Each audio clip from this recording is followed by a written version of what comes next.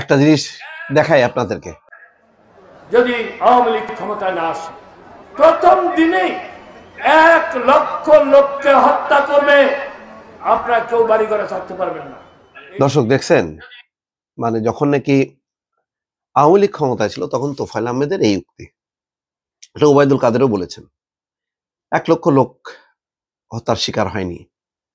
এটা এক ধরনের আতঙ্ক তৈরি করে ক্ষমতায় থাকার একটা চেষ্টা এবং আওয়ামী লীগের নেতা কর্মীদেরকে উদ্বুদ্ধ করা। কিন্তু দুঃখ লাগে যে আজকে তোফায়েল আহমেদের সর্বশেষ অবস্থা কালকে দেখলাম একটা গণমাধ্যমে, উনি এখনো বেঁচে আছেন কিন্তু তার অবস্থা খুবই ক্রিটিক্যাল বলেই প্রতিদিন আর ব্রিফিং করা বা তার কি অবস্থা এগুলি মানে বলারও কেউ নেই। উনার মৃত্যুটা স্বাভাবিক মৃত্যু হিসেবেই যাবে। উনি এখন স্কয়ার হসপিটালে আছে, কেউ যে স্কয়ার হসপিটালে যে আক্রমণ করতেছে না বা কিছুই করতেছে না।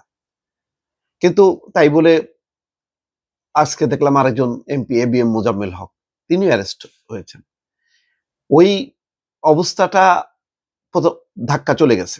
তারপরও কেউ কেউ যেই কাজগুলি করেছে সেগুলির ব্যাপারে আমরা নিন্দা করেছি। যেমন দেখলাম যে ওই যে লক্ষ্মীপুরে সাবেক এমপির পোড়া মানে বাসভবনে আবার আগুন দেয়া, এই কাজগুলি বিচ্ছিন্নভাবে কেউ কেউ করে একটা পরিস্থিতি তৈরি করার চেষ্টা করে। কিন্তু সামগ্রিকভাবে মানুষ ওই প্রথম দিনই 1 লক্ষ লোক ইয়ে হয়েছে। হ্যাঁ, যদি রাজনৈতিক পট পরিবর্তন অন্যভাবে হতো, যদি বিএনপি জামাত প্রথম দফায় আসতো, তাহলে তাদের যে ক্ষোভ বিক্ষোভগুলি ছিল সেগুলি আশ্রয় পড়তো।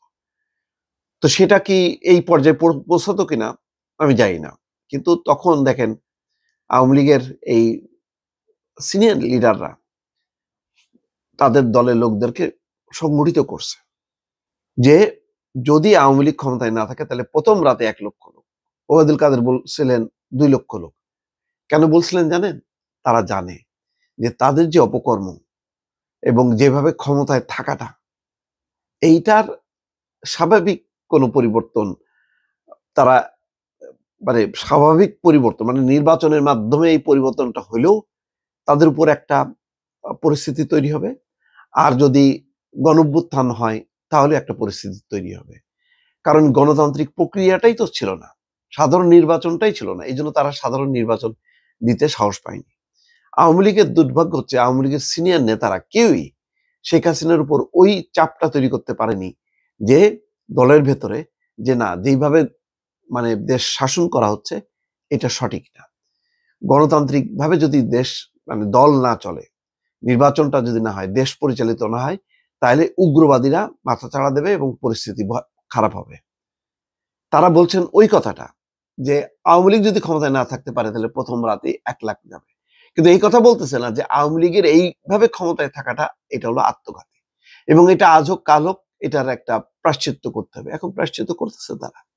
আজকে আওয়ামী লীগ কেন নিষিদ্ধ? আওয়ামী লীগ কেন দেশের বাইরে দিল্লিতে অবস্থান করবে? অতীতে কি হয়নি? মানে ক্ষমতার পালাবদল হয়নি? পালাবদল হইলে কি পালা গেছে? এমনকি এরশাদ আমলও খেয়াল করেন যে এরশাদের পতন হয়েছে, কোনো কোনো জায়গায় হামলার ঘটনাও ঘটছে, কিন্তু এরশাদ সহ সমস্ত মন্ত্রীরা কিন্তু দেশ ছেড়ে পালায় যায়নি। তারপরে পরিস্থিতি নিয়ন্ত্রণে আসছে। কিন্তু আওয়ামী লীগের 15 বছরের দুঃশাসনটা এমন চরমে ছিল যে তারা পালাতে বাধ্য হয়েছে। তাহলে এই পরিস্থিতি যাতে না হয় এই ব্যাপারে তোফায়েল আহমেদ সহ আমির হোসেন আমু, সিনিয়র নেতারা বা দলের তরুণ নেতারা কোনো ভূমিকা পালন করছে না, বরং তারা উৎসাহ দিছে যে এইভাবেই ক্ষমতায় থাকতে হবে। তার আজকে খেসারত দিচ্ছে তারা।